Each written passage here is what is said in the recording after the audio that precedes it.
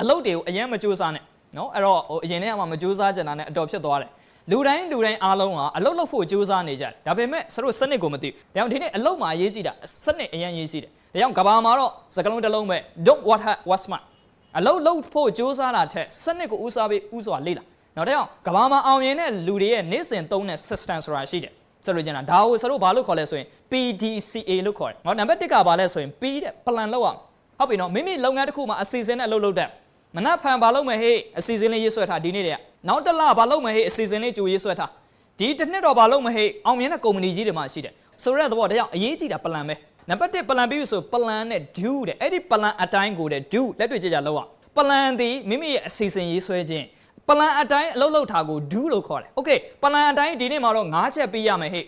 ဟုတ်ပြီနော်9ရက်အတွင်းမှာတော့အလုပ်ပေါင်း9မျိုးပြီးရမယ်ဟောသူက plan တိုင်းလုပ်တဲ့အခါမှာတကယ်အစီအစဉ်တိုင်းဖြစ်လာဆိုလို့ကျင်တာအဲ့လို do လုပ်တဲ့အခါမှာလည်း plan do နောက်3အရေးကြီးတာက shut တဲ့ပြန်စစ်ရမယ်နော်ဘာကြောင့်လဲ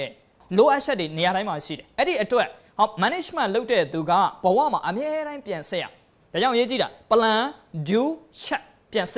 စ်ပြီးသွားတဲ့အရာကိုမှat တဲ့ပြင်ဆင်သင့်ပြင်ဆင်ဆောင်ရတော့မိမိဘဝကိုပြန်စစ်ကြည့်နော်ဆိုလိုချင်တာ this is your life နော်ဒါ theory မဟုတ်ဆိုလိုချင်တာကိုဘဝကိုတန်ဖိုးထားတယ်ဆိုရင်ပြန်စစ်ကြည့်နော်ပြန်စစ်ကြည့်တော့မှဘယ်ဘိုင်းတော့ဟာဟုတ်တယ်ငါအားနေနေတယ်ဘယ်ဘိုင်းတော့အားတောင်လောက်ရတော့မယ်ဆိုရင်ပြန်စစ်လို့တွေ့ပြီဆိုရင်at တဲ့အချိန်မီပြင်ဆင်ဆောင်ရစတို့ရဲ့ကိန်းကနန်းလို့ခေါ်တဲ့အသက်ကိန်းကနန်း plus တိုးလာတဲ့အမြစတို့ရဲ့နေထိုင်ရန်နေတွေဒီ minus ဖြစ်သွားပြီအဲ့တော့အရေးကြီးတာ